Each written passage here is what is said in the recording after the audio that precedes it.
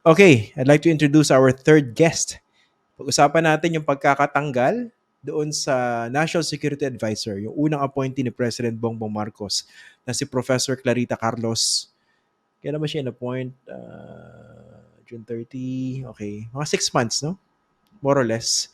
Bigla siyang pinalitan. Ang pinalit sa kanya, yung dating official ng Duterte administration, dating DILG Secretary, at ngayon ay National Security Advisor na si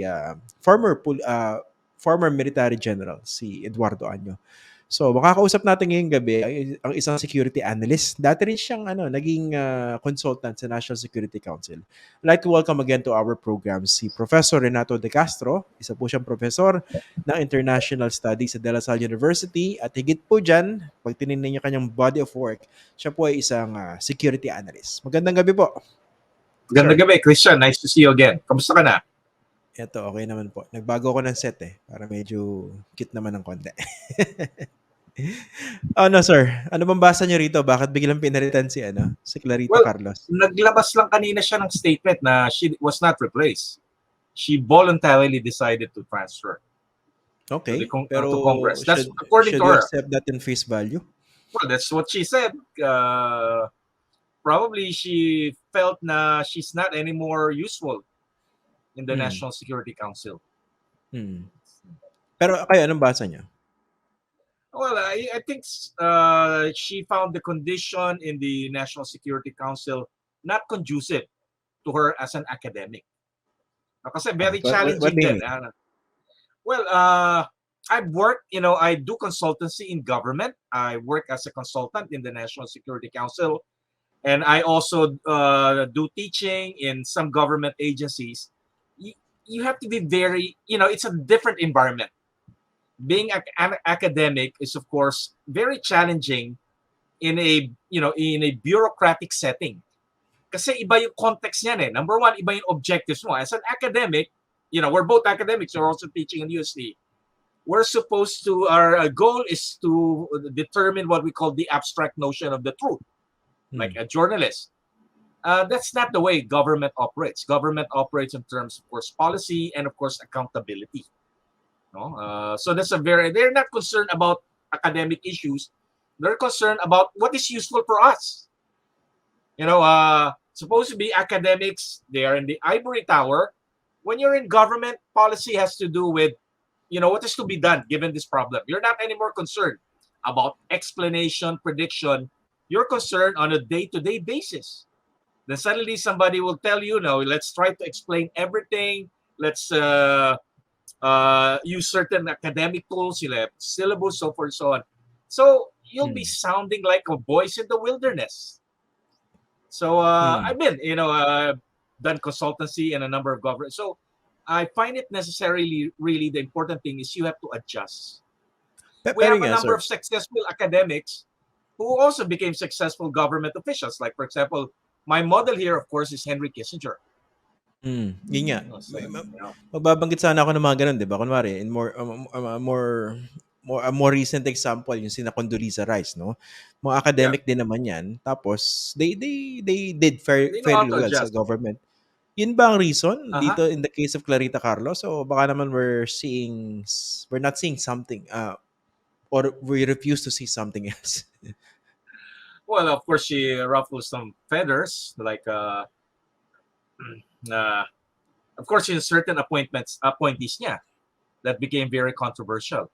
Sino ba? I won't have to mention their name. One of them, of course, eventually was not appointed. Primarily because okay. Alam ko na. Okay. Yeah, the military, the foreign service, and the intelligence agency raised hell about this person's appointment. No question regarding his, his loyalty or what's basically he's been doing with the government, confidential information. With the foreign government, ito ba yan? Yeah, supposed to be, the fact that he studied in another country. Kasi I won't have to mention names. Parang lumabas siya, nag-spill over in public. It came out on the newspaper. And eventually he decided not to, he was not appointed. That's what I heard. Pero yun nga, sinasabi ng iba, how does this reflect on the Marcos administration? Para bang hindi pa tumatagal ng isang taon, yung mga certain officials talagang pinalitan na. Yeah, weeding out process. Probably the this administration realized that they're not uh, they hindi sila nagfi-fit dun sa agenda of this government.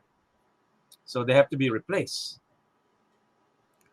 Pag gano'n, ano bang agenda ng government? Kasi may mga nakakausap ako na sinasabi nila, siyempre wala namang perfect appointee, no?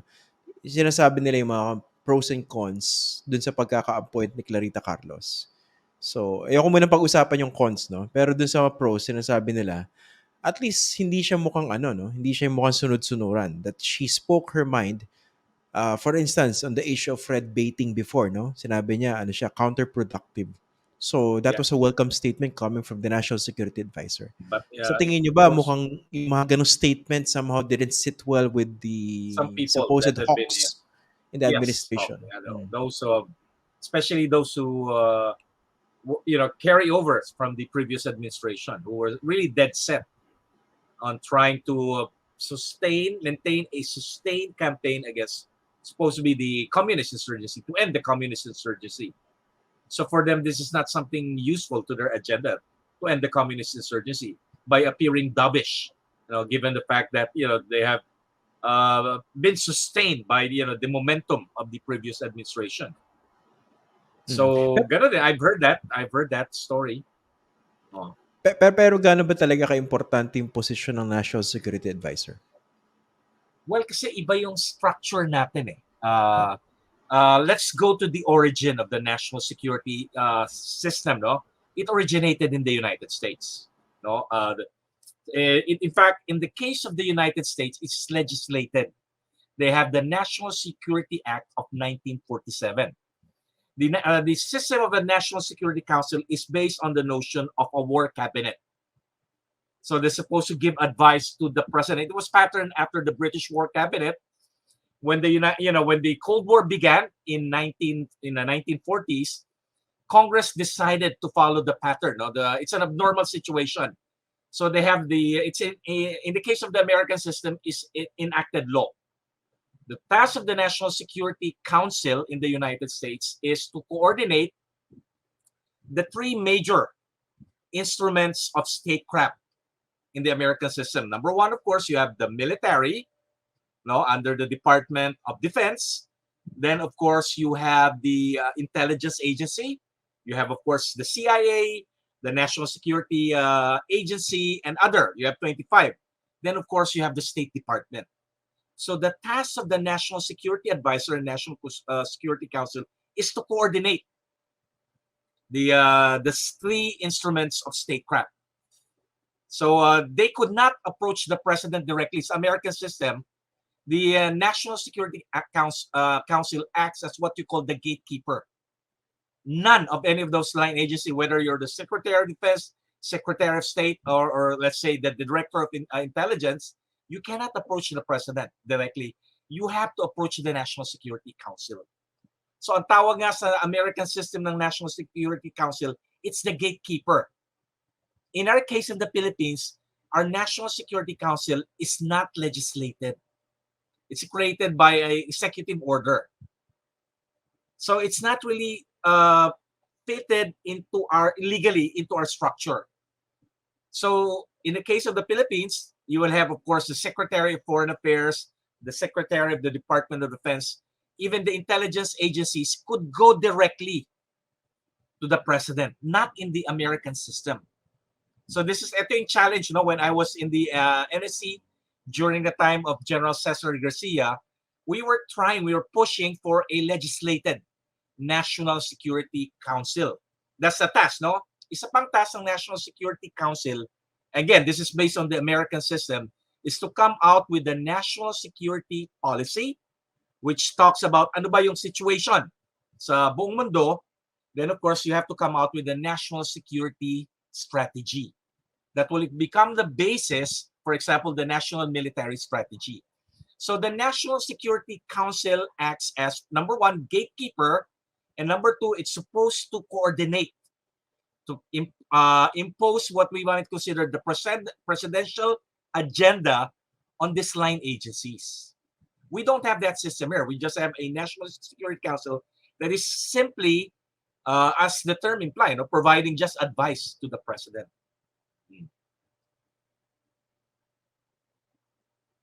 I'm sorry, I can't hear you. Hindi kita madinig, Christian. Ayan, sorry, nakamute pala Okay. ako. Okay. Umubo kasi ako, sir, sorry.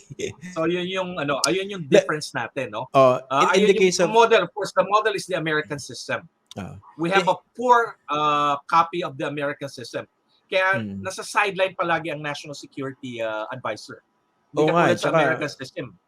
Yeah. sa pagkakatanda ko, yung when I was covering yung mga ganyang issues, no, parang medyo low-key talaga ang National Security Advisor, no? Parang lately lang mas nagiging prominent, no? Dito, in the case of Professor Clarita Carlos, I don't think marami naman nag-question ng kanyang credentials when she was appointed. Pero there are also certain views na, teka, makikinig ba sa kanya si President Marcos? O baka naman token appointment yan? Or baka naman enamored lang siya dahil Or what isa we siya sa call mga the maano spoil magtanong. system. What's a spoil system? Yun Help ba me. base? I don't know. Mas malalaya tayo na. Well, that's the system here. You get positions in government because you help the administration get elected. That's what we call the Oo, check. sa So the spoil bagay. system. Pero yun nga, ang isang ano dyan, isang concern nga, would the military actually listen to her, an academic, di ba? Pero, on the It's bright how you side, okay package na, it. It's how you package it. at It's saka how you importanteng package your civilian message. yung nakaupo, di ba? Civilian. Saka of course, again, the military, the intelligence agency have a different mindset. Sa galangan ng security, Cristiano, this is what I teach, security studies, always worst case scenario ang tingin mo. If you look at Mm. a country, worst case scenario yan. If you're optimistic, you think that the world will be a peaceful place, then from the perspective of the diplomats, the intelligence agency, and the military, you're out of tune. Mm. So kung sasabihin mo Dapat, national security is about issues like, for example, the climate change, resources, kasi iba yung mentality ng intelligence, military, pero, national security, talagang what we call the narrow notion of national security. pero mali ba si Professor Carlos doon? She was articulating that, di ba? Hindi ba tama naman siya ron? Well, Gusto niya yung probably some all-encompassing national security framework, di ba? what called the human security, hindi sanay ang military sa notion ng human security. They've been trained on the narrow notion of national security. You always Okay. look at, if you have deal with another country, always worst case scenario yan. Mm. That's Eto, ano naman, yung bias ng security studies, especially when you talk about the narrow tradition, ayun din yung bias ng mga security agencies. okay. Anong basa niyo rito sa ano? Pag-a-appoint naman kay former General Eduardo Año. Kasi ang Well, sinasabi ng iba, dapat maganda nga yung appointment ni Clarita Carlos dahil civilian siya, di ba? Eh ngayon, dating militar uli, yung nasa NSA. uh, siguro dala-dala pa rin niya yung, again, yung the traditional military narrow notion of security. You always have to be very suspicious. You always have to think in terms of the worst case scenario. No, and ang focus mo palagi is what you call the traditional security threat, which is of course another state. No, hindi ka nag-aano diyan ng climate change, no, tinatawag mong widening the issue of security kasi again, you clash with what you call the organizational culture, organizational view ng mga agencies na to. Mm. Although to be fair, no, yung nagtanong-tanong ako before sa previous administration, they had good feedbacks regarding Secretary Anyo, no. Very professional daw, So, especially very in that professional. position yung DILG. No, kasi And napakadali i-politicize niyan eh. Kaya takot sa kanya yung mga mayor, no? Kasi oh, ano tsaka lang, ano siya, wala siyang ambisyon before he na became tumakbo the whatsoever. chief of staff, he was of course the head of ISAP, Intelligence Yes. Service, Armed Forces of the Philippines. Mm. So yeah, they think this actually is an improvement in terms of the appointment, given the national security issues that we have now. Well, Appointing someone this like is Anyo. something to be tested again. Whether he would say the right thing that would satisfy the agencies, those agencies that are linked with what I call the traditional notion of statecraft, the diplomats, the intelligence agency, and the military. Now, whether they would welcome him, they will be able to deal with him. No, and of course, isa ding factor then is other countries. No, if you talk about, let's say, let's try to be close to one country, then other countries would say, are you trying to side with that other country? And you might be challenging our interests. Mm. I don't have to expound on this. Yes, So oo. isang element din dyan. Of course, isa din task ng National Security Adviser or National Security Council is you interact with your counterpart from other countries. Mm. Although Dr. Carlos, of course, it was announced, she went to Russia, she went to Moscow. Mm. I don't think that sits well with our Western allies. Bakit nga pala sa Moscow? I don't know. I just heard it from the news. Alam ba ng ano yan? Pinaalam naman siguro sa DFA yan, no? I don't know. Honestly, I don't know. Well, I don't Mm. think the DFA has a problem. We're supposed to be officially neutral Mm. when it comes to the Ukraine-Russia war. But I don't think that sits well with the other governments that we consider as an ally and as security partners. Mm. Pero dito, finally, do you think, di ba importante kung advisor ka, technically, dapat pinapakinggan ka ng presidente, no? Do you think Clarita Carlos was being listened to by the president? I'm sorry, I don't Or have any. I'm not privy to their her relation. I'm sorry, her relationship with her boss, and that's very crucial. That the National Security Council should, of course, have the full confidence of the president. The same way as, although, again, going back to the history, Kissinger and, of course, Nixon eventually developed a close relationship. Condoleezza Rice, of course, developed a very good relationship with George W. Bush, Jimmy Carter, with Signet Brzezinski. Now, sometimes, kasi they also play as the, what do you call this, the alter ego of the president, especially when it comes to security issues. No, meron pa nga nung panahon ni Ronald Reagan. I don't know if you remember yung Iran scandal. Yung nagbebenta pala ng weapons, nagpapadala ng weapons ang US Iran, although may trade embargo. This was covert operation conducted by the National Security Council in the United States. Pero wala man tayong ganong complication. Kinover ng National Security Council yung violation ni Ronald Reagan. The Iran consul. I'm old enough to remember. I'm already 60. I'm already a mature senior academic given my age. So, I could still remember what happened, what transpired in the 80s. No?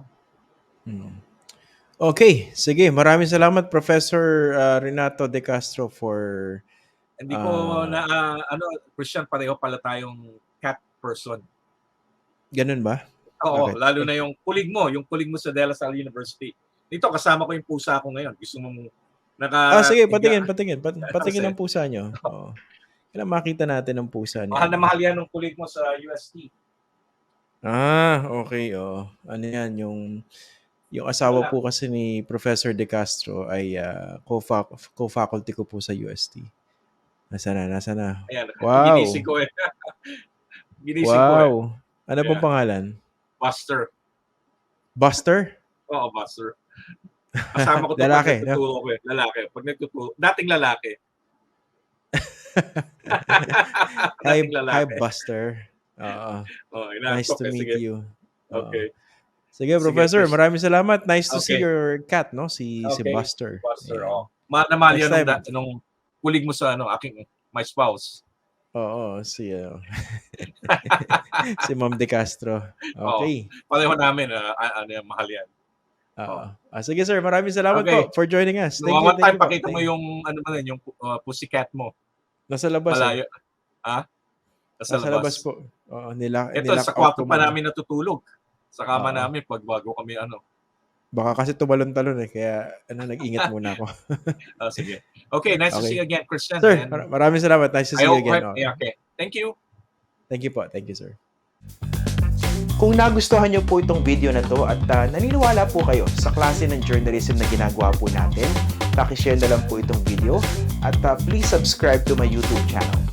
You can also follow me in my different social media accounts. Pwede rin po kayo magpadala ng super thanks, super chat, at saka po super stickers. Alam niyo po, malayo po yung mararating nito para po sa pagsuporta ninyo sa isang tunay na independent journalism. Maraming salamat po.